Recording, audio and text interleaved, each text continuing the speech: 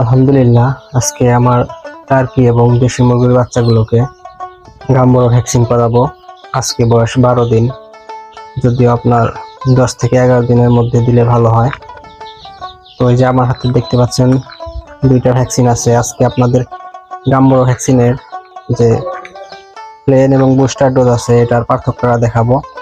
অনেক ক্ষেত্রে দেখা যায় যে ছোট উদ্যোক্তা যারা আছেন আমার মতো দোকানদাররা তাদের বুস্টার ডোজ যেটা আছে ওইটাই প্লেন বলে চালিয়ে দেয়। তো প্লেন আর বুস্টার ডোজের পার্থক্যটা আজকে আপনাদের দেখানোর চেষ্টা করব। দেখেন, আমি একটু দেখুন, এই যে আমার হাতে দুইটা ভ্যাকসিন আছে। এখানে একটা আছে গামব্রোভেট লেখা, যেটা এটা হলো প্লেন ভ্যাকসিন, যেটা ওইটা এই যে দেখেন, এটা হলো প্লেন ভ্যাকসিন, শুধু গামব্রোভেট লেখা আছে এখানে। আর এই যে এটা হলো বুস্টার ডোজের ভ্যাকসিন। এখানে দেখেন লেখা আছে গামব্রোভেট প্লাস, যেখানে প্লাস লেখা আছে এটা হলো বুস্টার ডোজ। তো আপনারা দোকান থেকে কেনার সময় অবশ্যই এই বিষয়টা খেয়াল করে কিনবেন। আর গামব্রো ভ্যাকসিন আপনার 11 দিনে একটা দিতে হয় এবং 18 দিনের মধ্যে একটা দিতে হয়। তো এটা হলো গামব্রো ভ্যাকসিনের প্লেন এবং বুস্টার ডোজ। এই যে আমার হাতে এখন যেটা আছে এটা হলো প্লেন, আর এই যে আমার হাতে এখন যেটা দেখতে পাচ্ছেন এটা হলো ডিস্টিল ওয়াটার ভ্যাকসিন করার পানি। এটা এখানে 15 ml পানি আছে, আর এটা পুরো 500 ডোজের জন্য। দেখেন, এই যেখানে লেখা আছে 500 ডোজের জন্য এটা।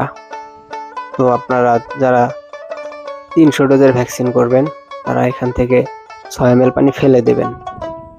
তো এখন আমি এখান থেকে 6 ml পানি ফেলে দেব। পানিটা পরিমাপ করার জন্য আমি একটা সিরিঞ্জ ব্যবহার করছি। আপনারা চাইলে একটা সিরিঞ্জ ব্যবহার করতে পারেন, এক্ষেত্রে পানিটা মাপতে সুবিধা হয়। তো এখন এখান থেকে আমি 6 ml পানি ফেলে দেব, যেহেতু আমি 300 ডোজের ভ্যাকসিনটা এখানে গোলাবো এই জন্য। আর আপনারা মুখটা খোলার সময় অবশ্যই একটা কাগজ অথবা কাপড় দিয়ে খুলবেন, কারণ এটা যেহেতু সিল করা থাকে, স্টিল দিয়ে হাত কেটে যেতে পারে। তো এখন আমি 6 ml পানি এখান থেকে ফেলে দিচ্ছি। ফেলে দেওয়ার পর এই ভ্যাকসিন যেটা আছে ভ্যাকসিনটা আমি এর সাথে মেশাবো। এই আপনার 9 ml পানির সাথে মিশিয়ে নেব, যেহেতু আমি আমার মুরগির বাচ্চাগুলোকে খাইয়ে দিব 1 ফোঁটা করে।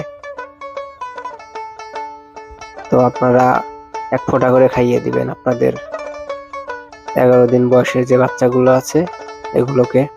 তো দেখেন, ভ্যাকসিনটা খুব